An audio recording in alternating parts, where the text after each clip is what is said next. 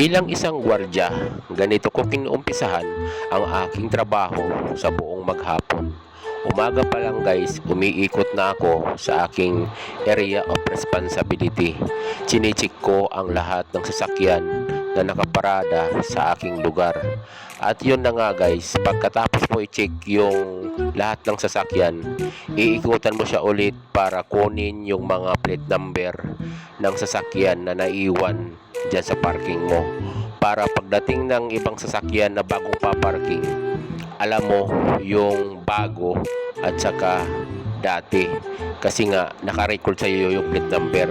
Kaya kahit umihi ka, kahit wala ka sa pwesto mo, pagbalik mo, umikot ka, mapapansin mo yung sasakyan na bagong parking, kasi nga